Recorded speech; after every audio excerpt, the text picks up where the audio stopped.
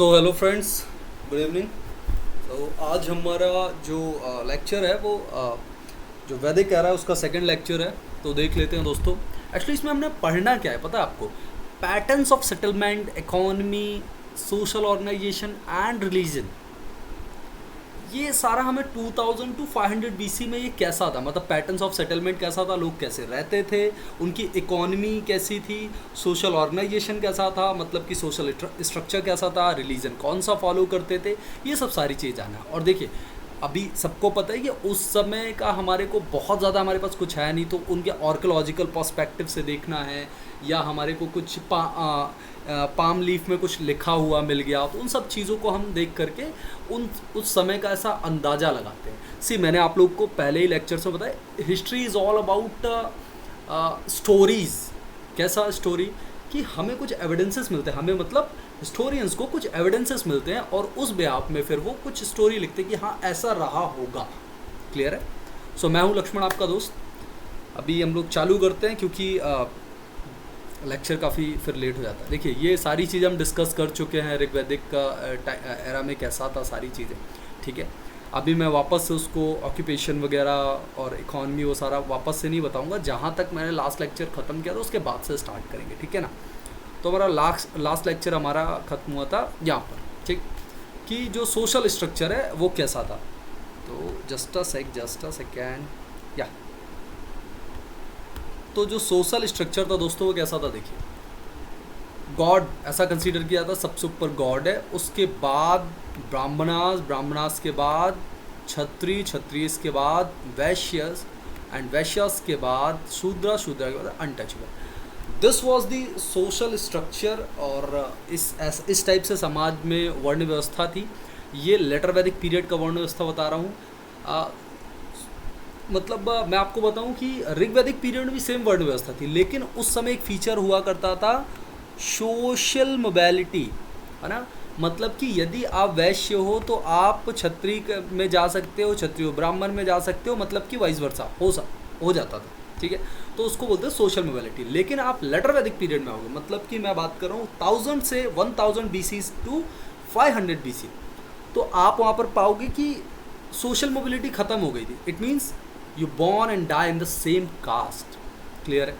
मुझे कई लड़कों के मेल एंड कॉल्स आए हैं, कई स्टूडेंट्स के, दे आर आस्किंग कि सर आप ऑब्जेक्टिव कब ला रहे हो सर, और हमें हिंदी में ऑब्जेक्टिव चाहिए। तो ओके फाइन, मैं हिंदी में कोशिश करूँगा कि ऑब्जेक्टिव्स जो हैं वो मैं जो MCQs हैं सारे चैप्टर्स के वो हिंदी में लाने की कोशिश करूँ, ठीक है।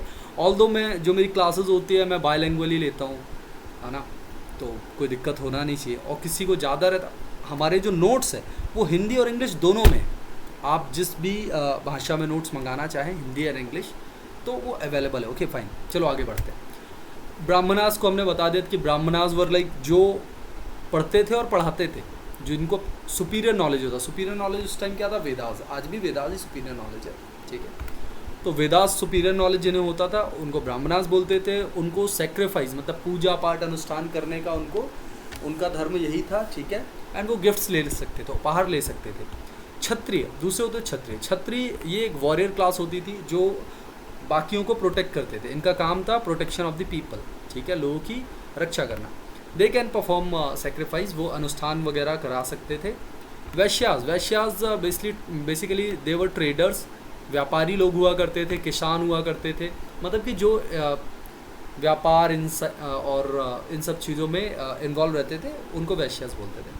शूद्रास वो हुआ करते थे जो कि इन तीनों को, ब्राह्मण क्षत्रिय एंड वैश्य को क्या करते थे? सर्व करते थे, इनको सपोर्ट करते थे, ठीक है। अच्छा, ना ये रिचुअल्स कर सकते थे, पूजा पाठ भी नहीं कर सकते थे, वेद भी नहीं पढ़ सकते थे। इट मीन्स लेटर वैदिक पीरियड में शूद्रास और जो वुमेन थी उनकी कंडीशन बहुत ज़्यादा डिटोरिएट हो चुकी थी, ठीक है, ठीक है। अभी हम आगे चीज़ें पढ़ते हैं। देखिए फ्रेंड्स, दो टाइप के टेक्स्ट होते थे उस समय। दो टाइप की किताबें हुआ करती थी, आई कैन से दो टाइप का लिटरेचर हुआ करता था, ये सही वर्ड होगा। एक लिटरेचर होता था श्रुति लिटरेचर और एक होता था स्मृति लिटरेचर। देखो यहाँ पर मैंने एक बहुत अच्छा सा आपके लिए डायग्राम बना रखा है, मतलब पेस्ट किया कहीं से एक्चुअली मैंने ये, ठीक है। आप देख रहे हो वेदास, वेन डायग्राम टाइप लग रहा है ना, वेन आरेख टाइप हिंदी में। यह है वेदास। वेदास के पार्ट क्या बोल दिए? संहिताज, ब्राह्मणाज, आरण्यकाज एंड उपनिषद, ठीक है। और ये किस में आते हैं? दीज आर दिस, ये सब श्रुति में आते हैं। ये क्या श्रुति लिटरेचर है। एंड बाकी के जो 6 आप देखोगे, शिक्षा, छंद, व्याकरण, निरुक्ता, ज्योतिष एंड कल्प, ये सब स्मृति है। अब इसमें हम डिफरेंस देख लेते हैं। देखो, श्रुति का मतलब होता है जो ना अनट्रुथ, आप समझ लो, जो सुना गया है, सुन करके बताया जाना, ठीक है। ये वेदास ये बाद में लिखे गए, पहले इसे बताए जाते थे, ठीक है। तो सुन करके जो सुने हुए हैं, लेकिन हाँ ये अनक्वेश्चनड ट्रूथ होते थे, मतलब कि आप इसमें लॉजिक नहीं लगा सकते। उन्होंने बोल दिया कि आपको ब्लैक कलर के कपड़े पहनने हैं, तो यू कैन नॉट आस्क कि वाई, क्योंकि श्रुति मतलब अनक्वेश्चन ट्रूथ है, you can not question on Shruti, ठीक है। अब स्मृति में आते हैं। स्मृति का मतलब ये होता है जो याद रखे जाए। याद रखे जाए मतलब आप ये समझ लो, ये एक टाइप से ना स्मृति जो है वो समय के साथ चेंज हो जाता था। चेंज इन द सेंस कि ये, अब जैसे साइंस का कोई पार्ट समझ लो आप, जैसे व्याकरण समझ लो। व्याकरण स्मृति में वो लिटरेचर आता है जो एक्चुअली अप्लाइड होता है, मतलब कि उसको प्रैक्टिकल लाइफ में हमने अप्लाइड करके देखा हुआ है कि हाँ ये हो सकता है, वो थ्योरी बस नहीं है, वो हो सकता है। समझ रहे हो ना? जो अप्लाइड चीज़ है वो स्मृति कहलाती है। आगे चल के उसको डिस्कस करते हैं, वो टाइम के साथ चेंज भी हो जाती है ना। अब जो श्रुति लिटरेचर में मोस्टली संहिताज आती हैं, वेदास आते हैं, ब्राह्मण्स आते हैं, 108 उपनिषद आते हैं, आरण्य जो आरण्यकाज हैं वो भी आते हैं, ठीक है। अब देखो पार्ट्स ऑफ वेदास पढ़ेंगे हम, जैसे आपको सबको अभी ये डायग्राम दिख रहा है, इसमें सारा कुछ बताया हुआ, उसको डिस्क्राइब करता हूँ। संहिताज होती हैं वो किताबें हैं किस चीज़ की? बुक्स ऑफ हाइम्स है, मतलब भजन की किताबें हैं संहिताज, ठीक है। ब्राह्मणास क्या होते हैं? ब्राह्मण्स वो होते हैं, जात वाला ब्राह्मण नहीं, किताबों का नाम बोल रहा हूँ मैं, बुक्स। ये वो बुक्स हैं जो कि एक्सप्लेन करती है मंत्रास को, मतलब कि यदि हमारे को कोई सेक्रीफाइस, कोई अनुष्ठान करना है तो उसमें जो मंत्रास हैं उन मंत्रों का मतलब क्या होता है, ठीक है। आरण्यकाज, आप सबको पता है कि आरण्य का मतलब क्या होता है? जंगल। जंगल में बैठ कर के लिखते थे बुक, शांति में, इनको फॉरेस्ट बुक भी कहा जाता था। ये एक्चुअली ना रिचुअल प्रैक्टिसेस हैं जो अनुष्ठान कर रहे हैं, उसके पीछे की फिलॉसफी क्या है, ठीक है। तो जो मतलब वेदों पे जो रिचुअल्स लिखे हैं उसके पीछे की फिलॉसफी, उसका दर्शन क्या है, ये आरण्यकाज में लिखा। उपनिषद जो है इसको वेदांत भी कहा जाता है, ये आखिर में लिखे जाते हैं ना उपनिषद, इसको वेदांत भी कहा जाता है। ये टीचिंग्स होती हैं, गुरु की टीचिंग्स होती हैं उसके डिसाइपल मतलब शिष्य को, एक तरीके से फिलॉसफी है, ठीक है, दर्शन शास्त्र है। ये जो उपनिषद एक्चुअली दर्शन शास्त्र होते हैं, ठीक है। इनकी संख्या जो है 108 है, 108 उपनिषद है, 108, ठीक। अब एक्सटेंशन ऑफ वेदास देख लेते हैं। वेदास में आते हो उपवेदास एंड वेदंगास, ठीक है। अब आगे चलकर डिस्कस करेंगे। तो वेदंगास में आएंगे, ये 6 के 6 आएंगे। अच्छा, ये जो वेदंगास हैं, वेदंगास क्या है? स्मृति टेक्स्ट है, स्मृति लिटरेचर है, ठीक है, स्मृति साहित्य है, जिसमें क्या था? शिक्षा, छंद, निरुक्ता, व्याकरण, कल्प, ज्योतिष। अब ज्योतिष भी 3 टाइप का होता है, ऑल दो ये जानने की ज़रूरत नहीं आप लोगों को ज्योतिष के बारे में, लेकिन हाँ बस इतना याद रखो, ये 6, ठीक है। तो ये जो थे संहिता, वेदास, आरण्यक, ब्राह्मण एंड उपनिषद, ये क्या थे? स्मृति लिटरेचर में आएगा। और बाकी के जो 6 हैं ये किस में आएंगे? श्रुति में आएंगे, ठीक है। सॉरी उल्टा बोल दिया ना मैंने, वो श्रुति लिटरेचर में आएंगे, स्मृति लिटरेचर में आएंगे। आगे चलते हैं। उपवेदास के बारे में देख लेते हैं हम लोग, यहाँ पर पढ़ा ना उपवेदास, तो उसी को बताता हूँ मैं, है ना। वेदंगास और उपवेदास। उपवेद क्या होते हैं? जो वेद से निकले हुए स्मॉल, समझ लो आप वेद, जैसे कि आयुर्वेद क्या करता है? इट डील्स विथ मेडिसिन, है ना, मेडिकल फील्ड से डील करता है आयुर्वेदा। तो ये क्या है? वेद का एक अंग है ना, वेद का उपवेद है ये, ठीक है। ऐसा होता है धनुर्वेदा, जिसमें आर्चरी के बारे में बताया जाता है कि धनुष कैसे चलाना है। एक्चुअली ये जो वेद, जैसे आयुर्वेद किससे एसोसिएट है? एक्चुअल में एसोसिएट है ऋग्वेद से, ठीक। ऐसी धनुर्वेद है, ये किससे एसोसिएट है? ये यजुर्वेद से एसोसिएट है। हमने पिछले लेक्चर में पढ़ा था कि यजुर्वेद में मिलिट्री टैक्टिक्स दी हुई हैं, ठीक है। गंधर्व वेदा म्यूजिक से, मतलब कि शाम वेदा से रिलेटेड है, ठीक है। और शस्त्र शास्त्र मतलब कि मिलिट्री टेक्निक्स, ये किससे? अथर्व वेदा से। तो आप देख रहे हो ये सब उपवेदा हैं, लेकिन ये किन वेदों से निकले हैं, ये मेजर वेद जो हैं उनसे बता दें। अब आते हैं हम वेदंगाज में आप देखोगे जितना भी स्मृति लिटरेचर है वो वेदंगाज का पार्ट है। जैसे कि व्याकरण किसका? संस्कृत। निरुक्ता का मतलब होता है डिक्शनरी, वोकेबुलरी, शब्दकोश। छंद मतलब जो पोइट होती, कविता के जो स्टांजा लिखते हैं ना, स्टेंजा मतलब पैराग्राफ, वो सारी चीज़ें छंद होती। शिक्षा में मतलब कि हाउ टू प्रोनाउंस, किस चीज़ की शिक्षा? हाउ टू प्रोनाउंस वैदिक मंत्रास, ठीक है। ज्योतिष में दो आते हैं, astrology and astronomy. Modern day में दोनों चीज़ों को अलग कर दिया, लेकिन बेसिकली ये दोनों चीज़ें सेम है, ठीक है। जैसे कि हम सोलर सिस्टम पढ़ते तो उसमें भी पढ़ते ना, सैटर्न, वीनस, मरकुरी, है ना, मतलब कि शनि, शुक्र, बुध पढ़ते हैं। और जब हम एस्ट्रोलॉजी पढ़ते हैं, एस्ट्रोलॉजी मतलब जब ज्योतिष के पास जाते हो बताता ना कि आपका शनि खराब है, आपका शुक्र इस पक्ष में है, इस जगह है, वो दोनों चीज़ें सेम है, ज्योतिष में ही आती है। कल्पसूत्र का मतलब होता है कि वैदिक रिलीजन को कैसे फॉलो करना है, उनके रूल्स, ठीक है। अब आगे चलते हैं।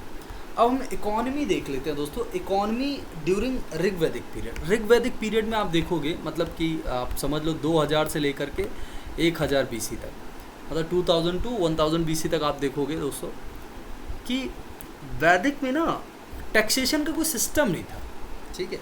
क्योंकि उस समय ना कोई ऐसा बड़ा साम्राज्य इस टाइप का कि बहुत बड़ी साम्राज्य बना रखा है, ऐसा कोई सिस्टम था नहीं, तो टैक्सेशन का कोई सिस्टम नहीं था। क्योंकि agriculture was like sustainable agriculture, मतलब लोग ना सब्सिस्टेंस अमाउंट में एग्रीकल्चर करते थे, बहुत सरप्लस में नहीं करते थे, मतलब अपने खाने के लिए बस करते थे, ठीक है। और मतलब वॉलेंट्री, यदि किसी को राजा को कुछ देना, राजा पता है कि इलेक्टेड राजा होता था, ठीक है, कोई हेरिडिटरी पोस्ट नहीं होती, वंशानुगत पोस्ट नहीं हुआ करती थी राजा की, ठीक है। ऋग्वैदिक पीरियड में स्टैंडिंग आर्मी नहीं हुआ करती थी, स्टैंडिंग आर्मी मतलब कोई बड़ी सेना नहीं हुआ करती थी। पोस्ट जो थी ऋग्वैदिक पीरियड में ये पोस्ट थी, देखो, प्रीस्ट मतलब कि पुरोहित बोला जाता था उस समय, कमांडर को सेनानी बोला जाता था, व्रजपति को इंचार्ज ऑफ लैंड बोला जाता था, बस इतना। अब इकोनॉमी ड्यूरिंग लेटर वैदिक पीरियड देखते हैं, ये आपने ऋग्वैदिक पीरियड में देख लिया। अब हम लेटर वैदिक पीरियड मतलब कि 1000 to 500 BC। अब देखो इस समय हुआ क्या, इसमें सबसे ऋग्वैदिक पीरियड में सबसे बड़ा लेटर वैदिक पीरियड में सबसे बड़ा डेवलपमेंट पता क्या हुआ था कि हमारे को आयरन पता चल गया कि आयरन करके एक चीज़ होती है, ठीक है। अब देखते हैं, इसमें टैक्सेशन का सिस्टम आ चुका था। ये पूछा जाता है, क्वेश्चन पूछा जाता है कि टैक्सेशन कितना लिया जाता था, तो टैक्सेशन लिया जाता 1/6 ऑफ योर प्रोडक्शन, मतलब कि 1/6 हिस्सा लिया जाता था टोटल प्रोडक्शन का, आपका जितना उपज है उसका 6वां हिस्सा। बलि मतलब कि गिफ्ट जो हम राजा को दिया करते थे, उसका भी प्रावधान था, दे सकते थे। और 2 पोस्ट और क्रिएट हो गई थी, इन 3 पोस्ट के अलावा 2 पोस्ट और क्रिएट हो गई थी। एक पोस्ट को बुलाता था भागदोगा का मतलब होता, अब भाई टैक्स आ गया, भाग मतलब टैक्स, तो भागदोगा मतलब टैक्स को कलेक्ट करने वाला, टैक्स कलेक्टर, ठीक है। अब टैक्स कलेक्ट करोगे तो दोस्तों कहीं रखोगे, ट्रेजर में रखो, खजाने में रखोगे, तो ट्रेजरर भी तो आपको चाहिए ना। तो ट्रेजरर का नाम था संग्रहित्री, मतलब कि जो संग्रह, पूरा जहाँ संग्रह होता था, पूरा जो टैक्स वगैरह लिया जाता था। देखो कॉन्सेप्ट समझ रहे हो। अभी तक क्या था भाई, कहीं झगड़े वगड़े हो गए, एक सेनानी बना लिया, ठीक है। थोड़ी सी ज़मीन में कुछ लोग आपस में खेती वेती कर रहे हैं, तो एक ज़मीन देखने वाला बना दिया, उसको प्रजापति बोल दिया, उसको कमांडर, उसको पुरोहित प्रीस्ट बोल दिया, ये कॉन्सेप्ट हुआ। अब इसमें आपने क्या देखा लेटर वैदिक पीरियड में कि भाई भागा आ गया, भागा मतलब टैक्स आ गया। अब टैक्स के लिए क्या चाहिए, टैक्स कलेक्ट करने वाला बंदा चाहिए, तो भागा दोगा बना दिया। उसके बाद टैक्स को कलेक्ट कर ले, भाई किधर तो रखना पड़ेगा, है ना, किधर रखना पड़ेगा, तो कहाँ, ट्रेजरी मतलब कि खजाने में रखना पड़ेगा, तो उसका देख रेख करने वाला चाहिए, तो संग्रहित्री करके एक पोस्ट बना दी, ठीक है। अब आते हैं आगे, अब कल्चर देखेंगे, इकोनॉमी हो गई, अब कल्चर देखो, कल्चर देखेंगे सबसे पहले ऋग्वैदिक पीरियड का। तो देखो वर्शिप किसका होता था, नेचर का वर्शिप होता था, मतलब कि प्रकृति का पूजा होता था। ठीक है, इस समय लोग बहुत अच्छे थे, सात्विक लोग थे, सब प्रकृति का पूजा करते थे, कोई आइडल वर्शिप नहीं थी, मतलब मूर्ति पूजन पूजन का कोई कॉन्सेप्ट ही नहीं था। अब समझिए, प्रकृति की पूजा कर रहे हैं तो प्रकृति में मूर्ति का कोई कॉन्सेप्ट ही नहीं है, तो वर्शिप नहीं होना है किसका, मूर्ति का। अब जब मूर्ति नहीं है तो मंदिर की ज़रूरत पड़ेगी क्या, नहीं पड़ेगी। जब मंदिर नहीं है, मूर्ति नहीं है, तो वहाँ पर कोई रिचुअल की ज़रूरत नहीं पड़ेगी। ठीक है, अब यहाँ पर प्रकृति के ही गॉड हुआ करते थे, मतलब प्रकृति के, इंद्र, अग्नि, सोम, वरुण, और फीमेल गॉड हुआ करती थी उषा, अदिति, इनका मतलब होता दिन रात। ठीक है, तो कुल मिला के पूजा हुआ करती थी प्रकृति की। ठीक, अब हम देखते हैं लेटर वैदिक पीरियड में। अच्छा, अभी इसका थोड़ा सा और देख लेते हैं। अब देखते हैं कि काऊ का इस समय बड़ा वो था, cow was the equivalent to the wealth, मतलब जो काऊ है ना वो धन के समान मानी जाती थी। ठीक है, जो गाय है वो धन के समान मानी जाती थी। इसके लिए बड़े बड़े युद्ध होते थे, गाय के लिए बड़े बड़े युद्ध होते थे, जिसको कविस्ती वॉर बोलते थे। कविस्ती वॉर मतलब कि कविस्ती युद्ध बोल सकते हो आप। ठीक है, और जो कैटल से उसके सिनोनिम्स, मतलब आप समझ लो जिसका कैटल ज़्यादा है, जिसके पास गौवंश ज़्यादा है, वो ज़्यादा वेल्दी कहलाता था, वो ज़्यादा मतलब धनाढ्य इंसान कहलाता था, और ऐसे इंसान को गोमट कहा जाता था। ठीक है, जिसका बहुत गाय गोवंश होता था उसको गोमट कहा जाता था, मतलब रईस इंसान, वेल्दी पर्सन। ठीक है, अभी आ गया था। अब देखो बहुत सारी जो बैटल्स हुआ करती थी भाई धन के लिए होती ना पहले, अब आज किसके लिए होती है, ज़मीन, रिसोर्सेज के लिए। उस समय रिसोर्स क्या था, गाय थी। ठीक है, क्योंकि खाने का कुछ सोचता है, खाना ही पीना दिखता था ना इंसान को। ठीक है, तो अभी गाय के पीछे बहुत सारी चीज़ें गाय के नाम से डराइव होती थी, जैसे कि बहुत चीज़ों के नाम रखे जाते थे, गविस्ती, गौसू, गवियत, गव्यू, ये सब लड़ाइयाँ हैं, छोटी लड़ाई, बड़ी लड़ाई, इस टाइप से। ठीक है, तो ये सब लड़ाइयों के नाम है जो गाय के लिए होते थे। मतलब एक्चुअल में गाय के नाम से ना बहुत सारी चीज़ें आगे चल के दो। इवन जो टाइम मेजरमेंट किया था ना, टाइम को मापा जाता था, तो वो मापा जाता था गोधुली करके, उसका मेज़र किया था, गोधुली। ठीक है, गोपा, गोपति, ये एपिथेट्स थे, मतलब ये एपिथेट्स थे राजा को कई बार गोपति बोला जाता था, गोपति, है ना, राजा को बोला जाता था। देख रहे हो आप लोग कि गाय का कितना महत्व है, इसीलिए तो गाय को पूजा जाता है ना। दुधित्री, अच्छा दुधित्री जो टर्म है ये एक्चुअल में ना घर की बच्ची को बोला जाता था उस समय, अपने घर की डॉटर को, पुत्री को बोला जाता था, क्योंकि जो पुत्रियां होती थी वही they use to like milk the cow, मतलब गाय का दूध निकाला करती थी घर की बच्चे, इसलिए उसको दुहित्री बोला जाता था। ठीक है, ऐसे गाय को मतलब हर चीज़ से लोग जोड़ने लगे थे। ठीक, अभी इस समय तक आप देखोगे कि मतलब पीतल का पता नहीं है, पीतल का अच्छे से पता नहीं चला है कि पीतल की मेकिंग भी होती है, ब्रॉन्ज मेकिंग कुछ पता नहीं है। ठीक है, Nishka was the currency. Actually ना क्वेश्चन ये भी आया है कि निष्का आभूषण को, सोने के आभूषणों को भी निष्का कहा जाता है। ठीक है, तो हालांकि निष्का एक करेंसी थी। देखो बहुत बढ़िया समाज था, चाइल्ड मैरिज नहीं हुआ करती थी, औरतों की स्थिति बहुत अच्छी थी, महिलाओं की स्थिति, और पेट्रियार्ची ऑफ सोसाइटी, मतलब पेट्रियार्ची मतलब कि पुत्र सत्तात्मकता सोसाइटी, मतलब कि जो अपने घर का जो हेड होता था वो पिता होता था। ठीक है, सती प्रथा नहीं थी, फैमिली को कुल कहा जाता था, कुल के जो ग्रुप होते थे उसको कहा जाता था गांव। ठीक है, आज भी यही है ना। सोशल डिवीज़न मतलब वॉज वेरी फ्लेक्सिबल, जैसे मैंने आपको बताया ना कि एक सोशल मोबिलिटी थी। मोबिलिटी का मतलब है कि आप एक जो आपका वर्ण है उससे दूसरे वर्ण में जा सकते थे। क्राफ्ट एंड मेटलर्जी, मतलब धातु का जो धातु कर्म बोलते हैं मेटलर्जी, तो उसके बारे में लोगों को पता था। हर टाइप की प्रैक्टिस होती थी, हर क्राफ्ट की प्रैक्टिस होती थी, चाहे वो पोट्री बनाना हो, मतलब कि बर्तन बनाना हो, चैरेट मेकिंग हो, चाहे कारपेंटर मतलब जो बढ़ई का काम, वीवर जो लाहे का काम, लेदर का काम हो। ठीक है, सब काम होता था। तांबे को लोग अयस कहा करते थे और गोल्ड को हिरण्य कहा करते थे। ठीक है, अब हम देखते, ये अब हमारा कल्चर हो गया किसका, आपने देख लिया कल्चर ऋग वैदिक पीरियड का। अब हम देखेंगे वैदिक मतलब कि लेटर वैदिक पीरियड का। देखो इस समय जैसे हमें पता है कि अब भगवान, उस समय नेचर की पूजा होती थी, लेकिन अब भगवान वाला कॉन्सेप्ट आ चुका। ठीक है, तो मूर्ति पूजा, भगवान आ गए तो अब किसका मूर्ति पूजा हो गया। अब मूर्ति पूजा आएगा तो क्या बनेगा, मूर्ति पूजा मूर्ति की पूजा करोगे तो मंदिर बनाओगे, टेम्पल बनाओगे, और टेम्पल बनाओगे तो एक जगह टेम्पल बनाओगे तो वहाँ रहोगे भी। तो देखते आगे चल के, ठीक है। तो जो नए भगवान है उनके बारे में देख लेते हैं। इस समय ब्रह्मा, ब्रह्मा मतलब समझ लो प्रजापति, मतलब कि क्रिएटर जो प्रकृति को बनाता है। विष्णु मतलब कि प्रोटेक्टर, जो प्रकृति को प्रोटेक्ट करता है, संचालन करता है। शिवा मतलब डिस्ट्रॉयर, मतलब कि जो प्रकृति को खत्म करता है, ठीक। इन गॉड्स की पूजा होने लगी। तो गॉड मतलब कि आइडल वर्शिप होने लगी, मूर्ति पूजा होने लगी। तो भाई मूर्ति पूजा हुई तो टेम्पल चाहिए, टेम्पल इंट्रोड्यूस हुए। उसके बाद अभी देखो आपने देखा होगा ऋग्वैदिक पीरियड में कि हम सबसिस्टेंस अमाउंट ऑफ एग्रीकल्चर करते थे, मतलब सिर्फ खुद के खाने के लिए। लेकिन यहाँ पर आप देखोगे एग्रीकल्चर का डेवलपमेंट हुआ। क्यों हुआ भाई? देखो सिंपल सी बात है, जैसे मैंने आपको बताया कि 1000 BCE में, मतलब कि बिफोर कॉमन एरा, आप देखोगे कि लोहा मिल गया। अब सिंपल सा कॉन्सेप्ट समझो भाई, लोहा मिल गया मतलब कि अच्छे टूल, आयरन मिला तो अच्छे टूल बनाओगे। अच्छे टूल से आप क्या करोगे?